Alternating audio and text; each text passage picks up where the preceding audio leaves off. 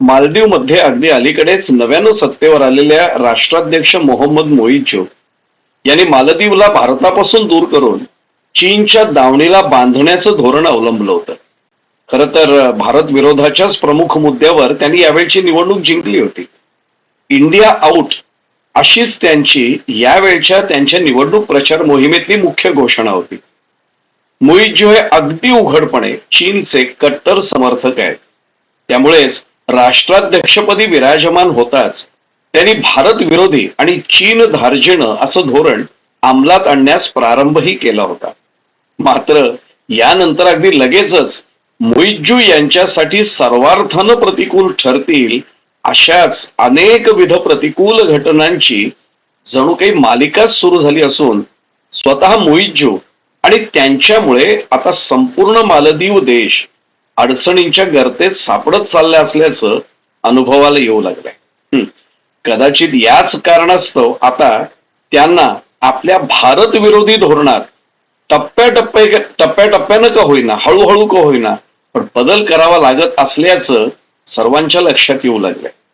म्हणूनच आता अंतर्गत परिस्थितीच्या दबावामुळे का होईना, पण मुइझो आणि त्यांच्या सरकारच्या धोरणात आता बदल सुरू होण्याबाबतचे काही संकेत जगाला प्राप्त होऊ लागले. मुइझो दाखवणार नाहीत, पण त्यांच्या धोरणातले बदल जगाला आता दिसू लागले. याआधीच म्हटल्याप्रमाणे अलीकडेच पार पडलेल्या सार्वत्रिक निवडणुकीच्या माध्यमातून मालदीवमध्ये सत्तांतर घडून आलंय. मालदीवच्या राष्ट्राध्यक्ष पदासाठीच्या त्याच्या निवडणुकीतल्या खरं तर दुसऱ्या फेरीत मोहम्मद मोईझो यांनी मावळते राष्ट्राध्यक्ष इब्राहिम सोलिह यांचा 18,000 मतांनी पराभव केला होता. मोईझो यांना 54% तर सोलिह यांना 46% एवढी मतं मिळाली.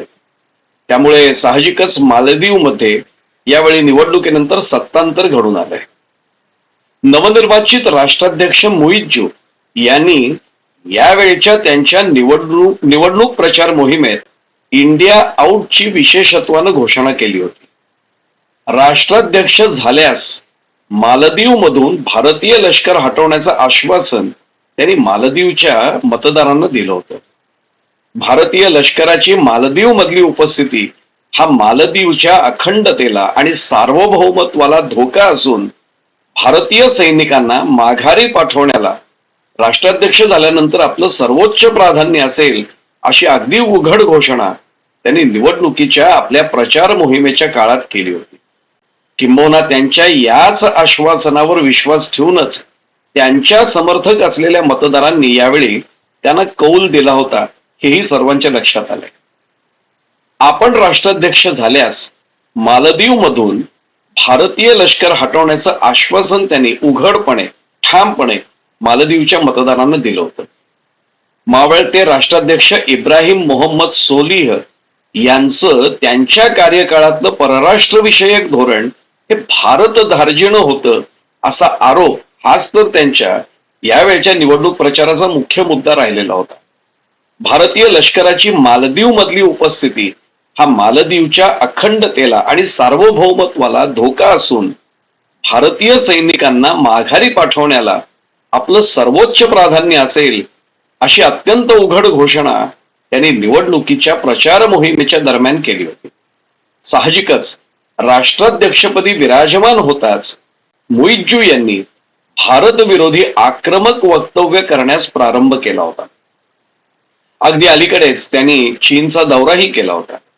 तिथून आल्यापासून आपण कट्टर भारत विरोधी असल्याचे संकेत देण्यास त्यांनी जाणीवपूर्वक प्रारंभही केला होता आणि ही बाब संपूर्ण जगाच्या त्याच वेळी लक्षात आली होती. भारताच्या विरोधात आक्रमक भूमिका घेतल्याचा कदाचित तात्कालिक स्वरूपाचा राजकीय लाभ म्हणजे निवडणूक जिंकण्याचा राजकीय लाभ मोईझो यांना झालाही असेल, किंबहुना तो झालाही आहे. मात्र त्यांच्या या भूमिकेचा फार मोठा तोटा मालदीवला नजीकच्या भविष्यात आर्थिक संकटाला सामोरं जाण्याच्या स्वरूपात भोगावा लागेल, सहन करावा लागेल असे सुस्पष्ट संकेतही आता प्राप्त होऊ लागले.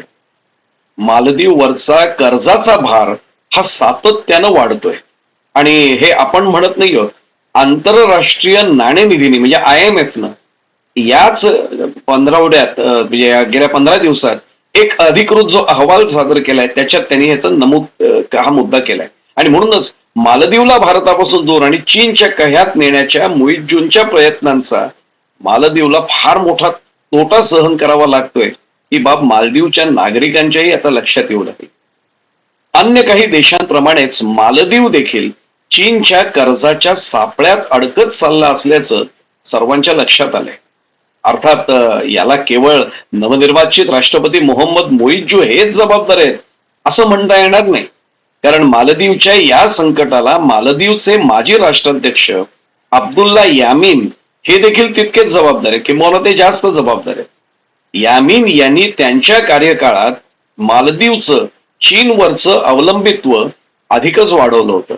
त्यांच्याच कारकिर्दीत चीनकडून फार मोठे पायाभूत सुविधांचे प्रकल्प अंमलात आणण्यासाठी चीनकडून प्रचंड प्रमाणात कर्ज घेण्यात आलं होतं.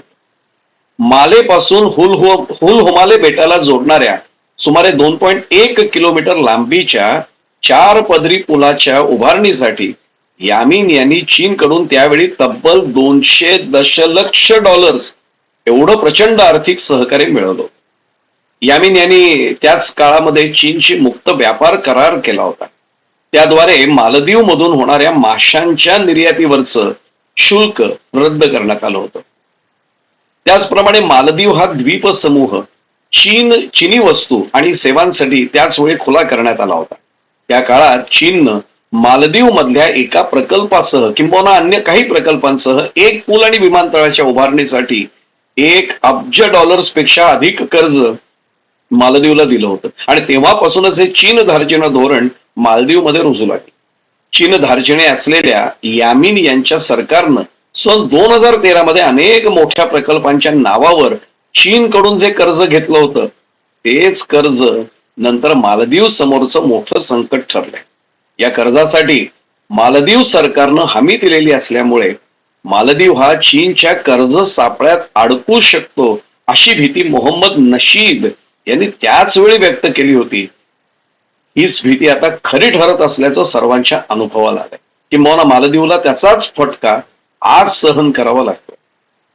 राष्ट्राध्यक्ष पदासाठी झालेल्या निवडणुकीत मोइज्जू यांनी भारताच्या विरोधात कडवी आणि उघड भूमिका घेऊन तात्कालिक राजकीय स्वार्थ साधण्यात यश प्राप्त केलेलं असलं तरीही हे यश तात्कालिकच ठरतं की काय असा प्रश्न आता उपस्थित झाला. कारण मालदीवची राजधानी असलेल्या माले इथल्या महापौर पदाच्या निवडणुकीत मोइज्जू यांच्या पीपल्स नॅशनल काँग्रेस म्हणजे PNC या पक्षाचा पराभव झाला. अगदी आत्ताच तो पराभव झालाय. व्यक्तिशः मोइज्जू यांच्यासाठी आता हा एक फार मोठा राजकीय फटका ठरलाय. याचं कारण समजून घेतलं पाहिजे. मोइज्जू हे राष्ट्राध्यक्ष पदावर विराजमान होण्यापूर्वी स्वतः याच मालेचे महापौर होते. गेल्या वर्षी राष्ट्राध्यक्ष पदाची निवडणूक लढवण्यासाठीच त्यांनी या महापौर पदाचा राजीनामा दिला होता.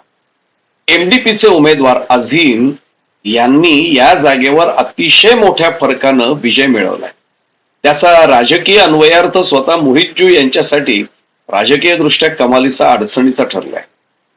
मावळते राष्ट्राध्यक्ष सोलिह यांच्या इंडिया फर्स्ट म्हणजेच भारत प्रथम या धोरणाला मोइज्जू यांच्या पीपल्स नॅशनल काँग्रेसनं म्हणजे PNC न भारत चले जाओ अशा घोषणांना प्रत्युत्तर दिलं होतं. इंडिया आउट असे त्यांची घोषणा होती. मालेचं महापौर पद सांभाळत असतानाच मोइज्जू यांनी ते भारत विरोधी आंदोलन त्यावेळी सुरू केलं होतं. प्रारंभी त्या आंदोलनाचा प्रभाव हा केवळ त्या देशाची राजधानी असलेल्या याच मालेपुरता मर्यादित राहिलेला होता. कारण मोइज्जू हे त्यावेळी मालेचे महापौर होते आणि त्यांचीच या आंदोलनात सर्वाधिक सक्रिय आणि अत्यंत महत्वाची भूमिका राहिलेली होती. मात्र अल्पावधीतच हे भारत विरोधी आंदोलन मालदीवच्या अन्य बेटांवरही पोहोचलं होतं आणि नेमका त्याचाच राजकीय लाभ यावेळच्या सार्वत्रिक निवडणुकीत राष्ट्राध्यक्षपदी निवडून येण्यासाठी मोइज्जू यांना झाला होता ही बाब स्पष्ट आहे. मात्र राष्ट्राध्यक्ष पदाची ही जबाबदारी स्वीकारल्यानंतर केवळ 58 दिवसांच्या आतच याच मालेच्या महापौर पदाच्या निवडणुकीत मोइज्जू यांना जोरदार राजकीय फटका सहन करावा लागलाय. ज्या मालेपासून आंदोलन सुरू झालं, ज्या मालेच्या महापौर पदावर स्वतः मोहितजी होते, ते महापौर पद त्या पक्षाला आता गमवावं लागलं. भारतद्वेषाच्या आधारावर मोहितजी यांनी राष्ट्राध्यक्षपद तर प्राप्त केलंय, मात्र आत्ताच म्हटल्याप्रमाणे त्याची फार मोठी राजकीय किंमत त्यांना मोजावी लागते, हे त्यांनाही अनुभवाला येऊ लागले. मालदीव मधला प्रमुख राजकीय पक्ष विरोधी पक्ष असलेल्या MDP म्हणजेच मालदिवियन डेमोक्रॅटिक पार्टी या पक्षानं आता मोहितजी यांच्या विरोधात महाभियोग म्हणजे इम्पिचमेंट मोशन चालवण्याचा प्रस्ताव मांडण्यासाठी जोरदार तयारी सुरू केली. विशेष म्हणजे देशाच्या संसदेत विरोधी पक्ष असलेल्या MDP कडे बहुमत आहे, कायदेमंडळात त्यांचं बहुमत आहे, आणि MDPनं मोहितजी यांच्या विरोधात महाभियोग चालवण्यासाठी आवश्यक त्या स्वाक्षऱ्याही जमा केल्याची चर्चा सध्या मालदीवच्या राजकीय वर्तुळात सुरू आहे. हाही त्यांना मोठा फटका आहे. मालदीवमध्ये मालदिवियन डेमोक्रॅटिक पार्टी आणि डेमोक्रॅटिक पार्टी या दोन प्रमुख विरोधी पक्षांनी मोहम्मद मुइज्जू यांच्या भारतविरोधी धोरणांना अगदी उघडपणे विरोध दर्शवलेला आहे.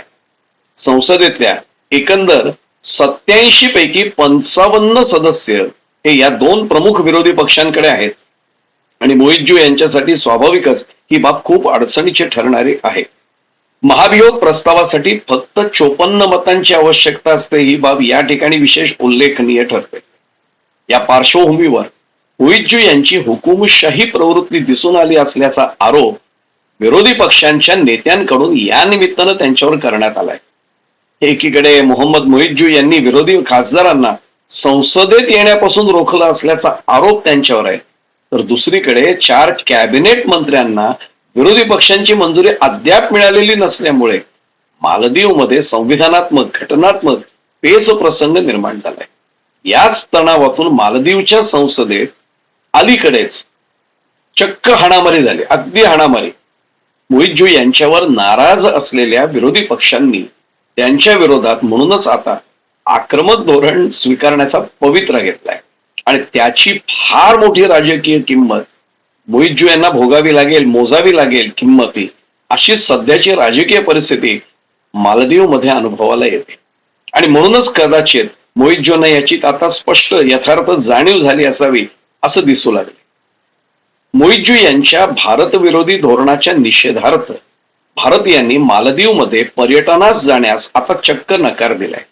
खर तर मालदीवला सर्वाधिक संख्येनं भेट देणाऱ्यांमध्ये भारतीयांचा क्रमांक 3रा होता आणि आता तोच घसरून 3 आठवड्यांच्या काळात 5व्या क्रमांकावर गेलाय. मालदीवला पर्यटनासाठी जाणाऱ्या पर्यटकांमध्ये भारतीय नागरिकांची संख्या निश्चितच खूप मोठी होती. सन 2023च्या म्हणजे गेल्याच वर्षीच्या आकडेवारीनुसार 11% पर्यटक हे भारतीय पर्यटक होते आणि आता ही संख्या अगदी अलीकडच्या काळात पाहिलं झपाट्याने घसरली. राजकीय आणि आर्थिक फटका बसल्यानंतर आता मुइज्जू यांनी सारवासारव करण्याचं धोरण अंगीकारण्याचे संकेत देण्यास प्रारंभ केलाय. कारण एकदम पिछेमूड करता येणार नाही, घुमजाव करता येणार नाही आणि म्हणून मालदीव मधनं भारतीय सैन्य थेट मागे घेण्याऐवजी सध्या तिथे असलेल्या सैनिकांना बदलण्याबद्दल आणि चर्चेच्या दुसऱ्या फेरीत उभयपक्षी मान्य होईल असा तोडगा काढण्याबाबत या दोन्ही देशांमध्ये म्हणजे भारत आणि मालदीवमध्ये सहमती होत असल्याचं वृत्त आता आलंय.